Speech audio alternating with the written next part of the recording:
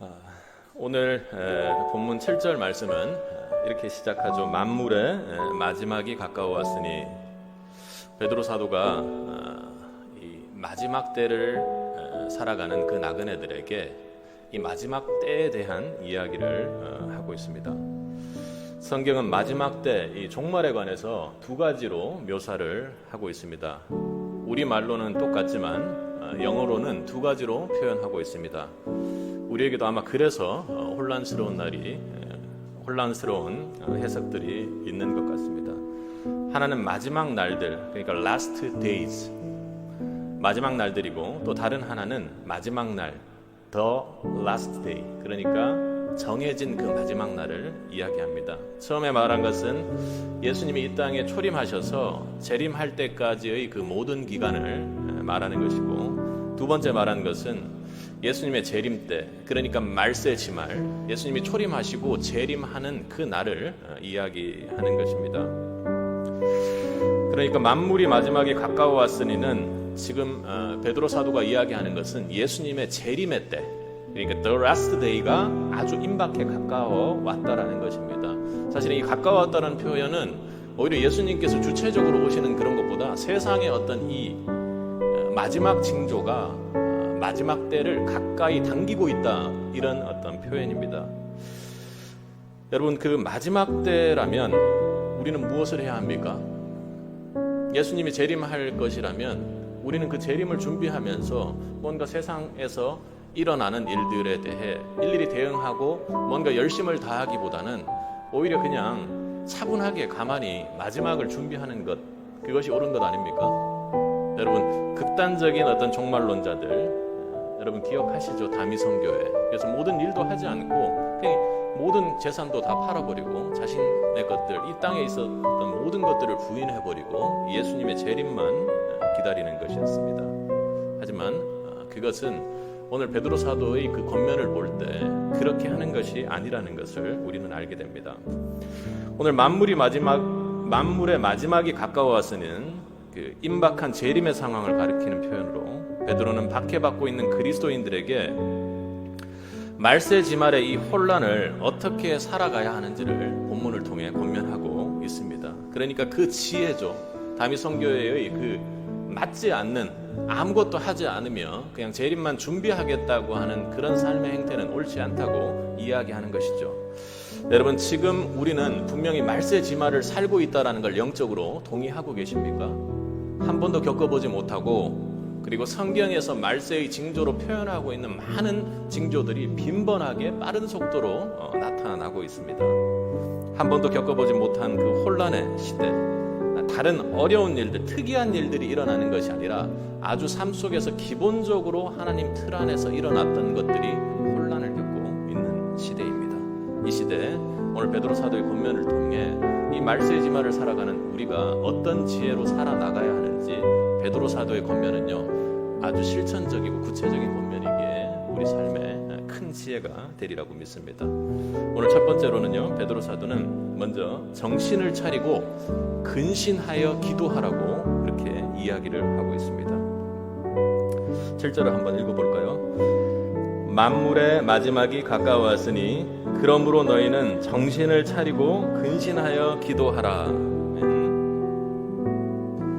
오늘 본문은 만물의 마지막 때 혼란, 갈등, 불안 앞에서 우선 뭐라고요? 정신을 차려라, 이렇게 말을 합니다. 정신을 차리다라는 말은 원어로 살펴보면 올바른 마음, 그리고 침착한 마음, 평안한 마음을 이야기합니다. 그 원어를 분리해서 이렇게 보면 소리와 마음의 합성어입니다. 그러니까 마음의 소리를 올바르고 침착하게 들을 수 있어야 한다라는 그런 의미까지 확장해 볼 수 있습니다. 여러분, 종말의 때는, 여러분이 살고 있는 때는 분명 불안한 때입니다. 사실은 정신을 차리기가 힘들 정도로 여러 가지 불안하게 하죠. 여러 가지 생각들이 우리 머릿속을 지나갑니다. 세상에 옳다고 하는 소리가 너무 많고, 그리고 거세고 또 교묘해서 내 안에 예수를 중심으로 해서 올바른 마음을 가지는 것이 편안하고 좋은 일은 아닙니다. 세상은 지금 교회를 나갈 수 없게 하고, 이건 단지 코로나의 문제만은 아니죠. 그리고 말씀을 어떻게 합니까? 말씀을 내 삶에 적용하기 위해서, 내 삶에 공급받기 위해서 교회를 나갑니다. 물론 필요하죠. 그러나 우리는 어떻게 해요? 말씀을 통해 말씀으로 세상을 살아나가야 하는 사람, 그리고 말씀을 순종하며 살아나가야 하는 사람입니다. 우리는 하나님의 중심에 온유와 거룩의 마음을 유지할 수 없도록 심하게 공격받고 있습니다. 그러나 그렇게 해서는 안 된다고 베드로 사도는 가장 먼저 이 말세지말의 지혜로 정신을 차리고 올바른 마음, 평안의 마음, 그리고 내 안에 성령의 소리를 듣는데 온 정신을 차리고 집중해야 한다고 말하고 있는 것입니다. 마지막 때를 살아가는 우리는 깨어 정신을 차리고 내 안에 있는 예수의 소리에 집중해야 합니다. 희미한 정신 상태로는, 몽롱한 정신 상태로는, 아니 그냥 일반적인 정신 상태로는 성령의 음성에 집중할 수 없기에 먼저 정신을 차리라고 그렇게 이야기하는 것입니다. 정신을 차리는 삶은 내 안에 주님의 소리에 집중하는 삶을 말하는 것이죠.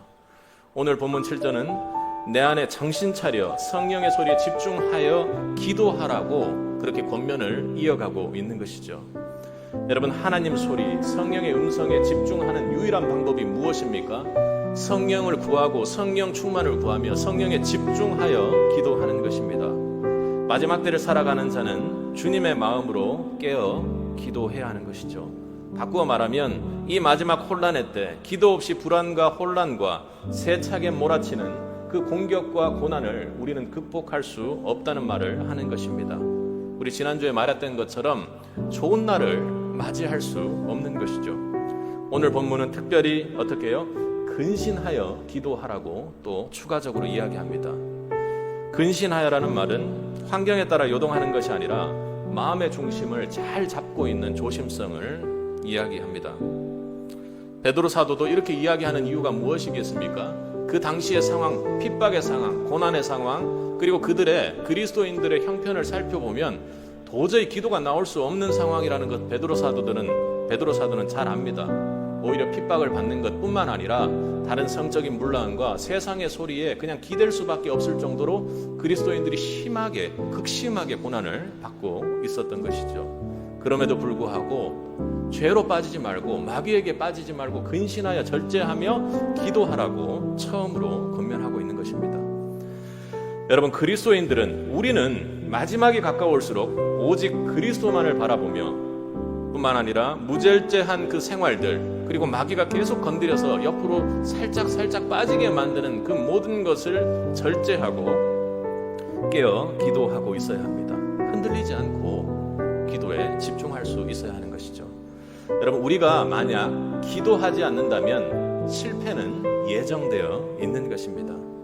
우리에게도 마찬가지고 교회의 실패도 거기에 있는 것이죠. 베드로가 이 마지막 때 그저 기도하라가 아니라 정신을 차리고 그리고 근신하여 기도하라고 세부적으로 말하는 것은 그저 기도하라고 하는 권면의 범위를 넘어서는 것입니다. 자신의 삶 속에서 그저 대충 기도만 하면 되겠다고 마음으로만 가지고 있었더니 너무나도 큰 실패를 겪지 않았습니까? 베드로는 예수님의 기도의 권면을 무시하다가 혹독한 영적 실패를 겪었던 사람입니다. 예수님께서 마지막으로 하나님께 기도하는 그 순간들, 그 날을 기억해 보십시오. 로마의 군인들과 유대의 지도자들이 예수님을 체포하려는 그날 밤, 예수님은 베드로에게 뭐라고 얘기했습니까? 내가 오늘 밤 닭 울기 전에 3번 나를 부인할 것이다, 이렇게 말씀하셨습니다.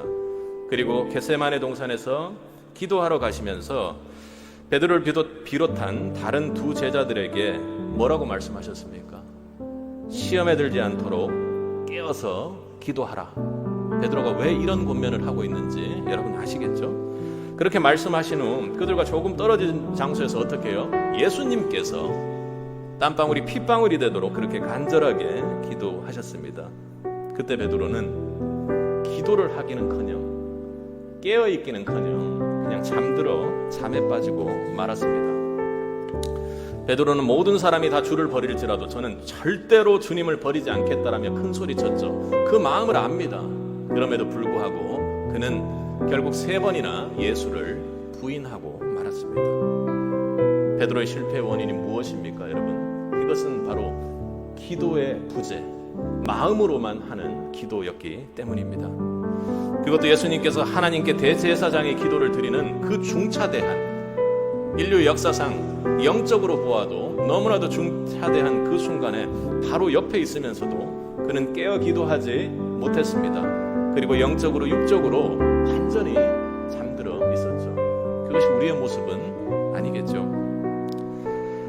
그 일이 있은 후 베드로는 통곡하며 회개했습니다. 여러분이 아는 기독교 야사에서 나오는 내용처럼 베드로는 닭이 울 때마다, 닭의 소리가 매일 아침 들릴 때마다 그렇게 그때를 생각하며 통곡했다고 합니다. 기도의 부재가, 기도의 결핍이, 마음으로만 하는 그 기도가, 깨어 정신을 차리고 하지 않는 그런 형식적인 기도가 준 실패를 뼈저리게 깨달은 베드로는 오늘 본문에서 정신을 차리고 근신하여 기도하라고 권면하는 것입니다. 이것은 자신이 그렇게 했기 때문이 아니라 그렇게 하지 않을 때 우리가 얼마나 큰 실패를 경험할 수 있는지 형제들을 사랑하는 마음으로 그렇게 이야기하는 것이죠. 이에 대해서 여러분이 잘 아는 구절로 옆을 보면 베드로전서 5장 8절에 그렇게 이야기하고 있는 것입니다. 더욱 실제적으로 영적으로 우리가 알 수 있도록 표현하죠. 함께 읽겠습니다. 근신하라, 깨어라, 너희 대장마귀가 우는 사자와 같이 두루다니며 삼킬째를 찾나니. 네, 지금 이 말세지말 혼란의 소리가 얼마나 많습니까? 여러분, 정신을 바짝 차리셔야 합니다. 오로지 그 소리를 뚫고, 세상의 소리를 뚫고 나아갈 수 있는 것은 우리가 깨어 기도하는 것밖에 없다라는 것 여러분 명심하셔야 합니다. 성령의 소리에 귀를 기울이십시오. 깨어 기도하지 않는다면 성령의 마음에 성령이 주는 진정한 평안을 누리지 못할 것입니다. 그러니까 차분한 마음으로, 올바른 마음으로 깨어 기도할 수 없다라는 것이죠. 깨어 기도하지 않는다면 성령의 평안을 누리지 못할 것입니다. 이런 세상을 살면서, 이 말세 지말을 살면서 기도하지 않는다면 우리는 베드로처럼 실패할 것이고 천국 나그네의 길에서 벗어나게 될 것입니다. 그러면 지금 베드로전서 5장 8절에 이야기하는 것처럼 여러분의 탈선을 사단 마귀가 우는 사자와 같이 바라보고 있다가 바로 물어서 여러분을 실족시키고 넘어뜨릴 것입니다. 여러분, 지금은 마지막 때입니까? 말세 지말입니까? 환난과 핍박의 때, 환난과 핍박의 고난의 때는 바로 기도하는 때입니다. 마지막 때의 가장 중요한, 가장 우선적으로 주는 베드로 사도의 지혜는 바로 기도의 지혜입니다. 그냥 단순히 기도하는 마음만이 있는 것이 아니라 깨어 모든 것을 절제하고 기도에 집중하라고 말합니다. 그 기도의 은혜가 있기를 간절히 축복합니다.